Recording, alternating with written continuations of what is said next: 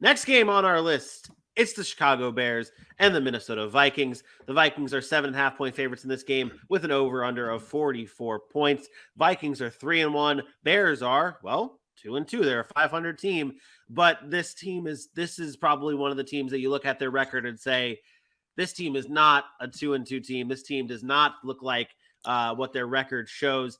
The Bears have the fewest pass attempts through the first 4 games since 1982. You said it on the show on, I believe it was Wednesday when you brought this up, that this Bears team is 2022, but this Bears team looks like they're playing a style of football of like a team from the 70s or the 40s or the 50s or the earliest of days.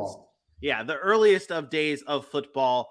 Justin Fields has not looked good either. He has a terrible interception percentage, Deshaun Kaiser level interception percentage. When you're on a list with Deshaun Kaiser, it's not good. Aaron, when you look at this offense, and I feel like this is just going to be the question every week when you talk about the Bears, what does this offense need to do? What does this offense, in the picture perfect world, what does this offense need to look like in this game on Sunday? Well, 2 things. I said it before. I think they should throw the ball 60 times.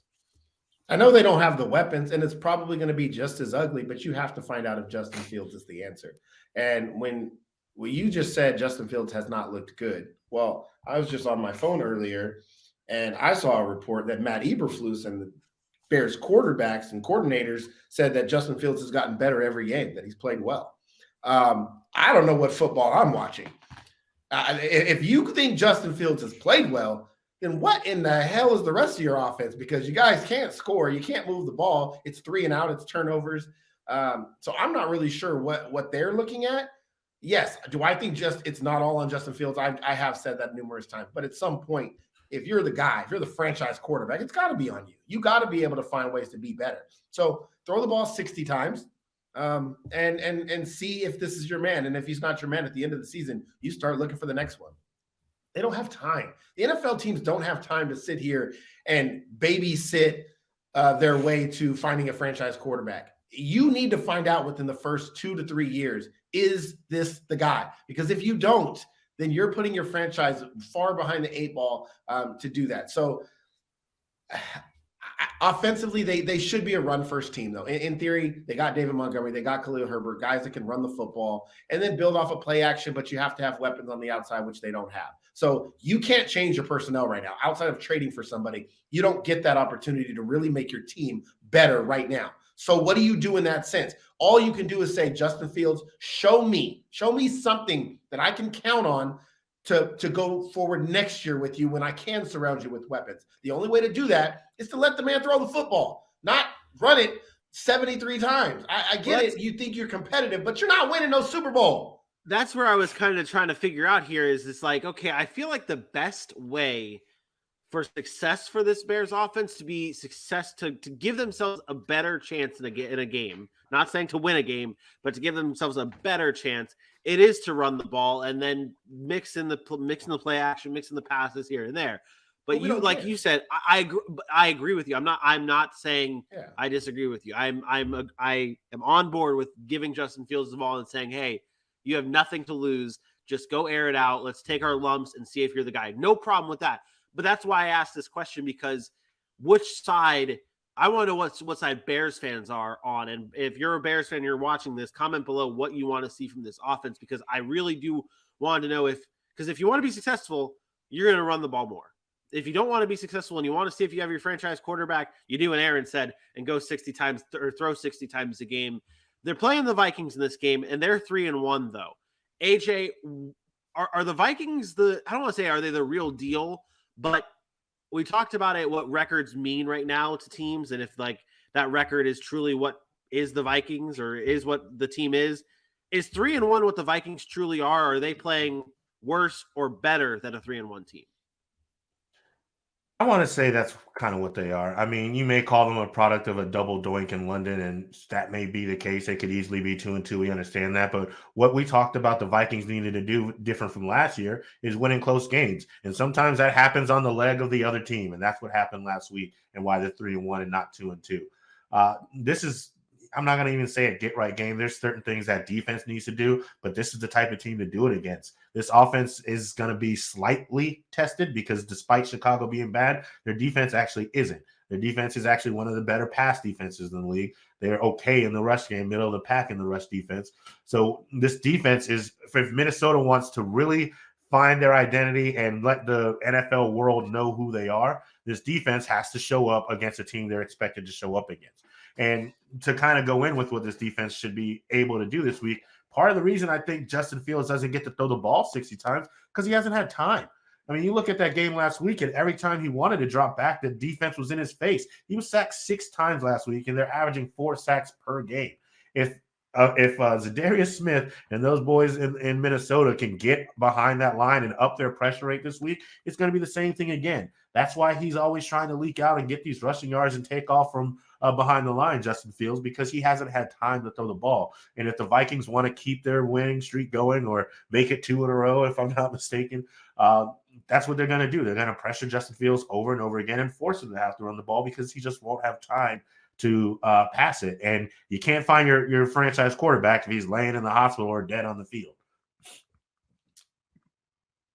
Some of those sacks are on Justin Fields. He likes to run around there with the ball, but he definitely has a terrible offensive line. I have a question for AJ, though, because I don't get to see AJ that often. He's just getting back into the swing of things. We got into a pretty oh my God. we got into a pretty not heated, but we got into a pretty decent conversation about the Minnesota Vikings and their offense. So I'm not here to argue, Vinny. I didn't need to. Right. I want to know AJ's thoughts on Minnesota's offense now, the new and improved version of their offense. I want to know what your takeaways are, because I said on the show, I said, I haven't noticed much difference other than they don't use a fullback now and they put 3 wide receivers on the field. I don't see them throwing the ball a ton more. So I'm interested in your thoughts, genuinely, not what Vinny's trying to do. Okay. Yeah. So this offense, you know what? I heard a very interesting thought yesterday. A lot of these teams, because they didn't play a lot of starters here and there in the preseason, a lot of these teams are playing preseason ball right now.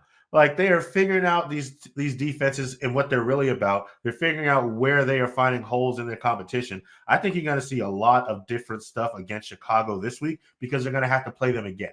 They're a division rival. So where can we exploit this defense? And when we come back out next year or next time we see them, what can we up the ante on? This offense with Dalvin Cook has been, I think it's 3.8 yards per carry. I expect that to go up as the season keeps waning. Justin Jefferson has only had 1 down game, and even that was against great competition, and he still looked like Justin Jefferson. Adam Thielen's doing exactly what we expected him to do. 8 for 9 targets last week. With the ball thrown his way, he's more than likely catching it. People are so focused in on Justin Jefferson that he's doing what Adam Thielen likes to do and finding ways to get open. When he's open, Kirk Cousins is throwing him the ball. I understand it started slow, and I'll give it to you, Kevin. I did mention you mentioned their offense was already pretty good. There's only so much more they can do. But after watching Kirk Cousins and seeing that they keep giving him primetime games, I didn't put that into my account that he wouldn't be able to throw another 1,000 yards if he keeps playing in primetime, because he just doesn't play well at night. He's like an LSU Tigers. If he's going into Death Valley, it's not going to look well for him. I'm not impressed with this offense, but they are pretty much in the same area they were last season to start, except now they've won a couple of close games. And if they can keep doing that, they may find themselves back in the playoffs. And and we did talk about that. The close game thing is a big deal. Them being able to pull those wins out. I guess you could say, not that they were great close wins, but they were close wins. I mean, it's Detroit and it's the Saints, and we know where the Saints are falling to. But I expect Minnesota to be good in this game. From my expectations, I'm holding now Minnesota up to where everybody had them. This is very similar to the Chargers, right? I talk bad about the Chargers, and people think I'm a Charger hater, and I'm really not. I just don't like all the hype about a team, and then when they fall short of it, it's like we want to kind of just forget we had all that hype preseason. So there was so much hype coming into the season about Minnesota. There were numerous people that picked them to actually win the division over Green Bay because of the loss of Devontae Adams. So do I think they are a good team? Yeah, I told you, I picked them to make the playoffs. I think they're actually a really good team. I'm going to continue to question people that say the offense was supposed to be something special and something different. And I want to I'm going to continue to ask, and I'm not just asking you, I'm asking everybody in general. Like, what's special so far about this offense? What are we seeing that's different, that's making them now people think that they can move forward? Because I see the same Minnesota team. I see the same really good offense, good offensive players. Kirk Cousins still can't win in prime time, and a defense that we're still questioning if they can be the answer to whether this team is good or not. And if that's the case, then how different was Mike Zimmer to Kevin O'Connell? And I'm not saying they shouldn't have made a change. I'm just saying, was it really that big of a deal that Kevin O'Connell came in because he was the Super Bowl winning offensive coordinator? That's really what I'm questioning. Technically, the Vikings, if you look at the statistics of things, the Vikings are an average offense right now, statistically. Like they're 15th in they're 15th in points per game. They're 17th in yards per game.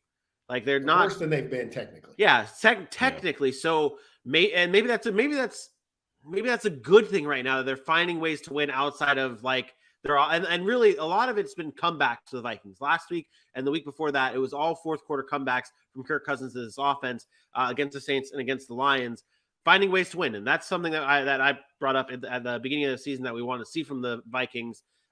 Also, side note, pulling the curtain back, I did not solo you two to try and start an argument. That had no reason for that. It was just a perfect time to change up the view. That's normally what you do. So now yeah, I know. But I forgot. Also, you with the big companies now, you know all the tricks. I do. I'm very professional. I'm kind of a big deal right now. You are kind of a big deal. I forgot what I was going to say now, but it's okay. We're talking about the fact that the Vikings are able to come back and are finding ways to win. That's what I was saying. Yeah, I was just going to make a quick point, but I kind of lost it. I'm sure it's not that big of a deal. Great. What you got for this game? Talk to the Minnesota Vikings later. I think Minnesota's going to win. I think they're better. They should win. If they don't win, it's going to be one of those disappointments. I get it's a division game, but they're at home. I will say Minnesota wins this game 28-17. AJ? I have the Vikings 31-14. I have the Vikings as well. Shocker, surprise. I had the Vikings 28-12. 28-12 Vikings. Whew.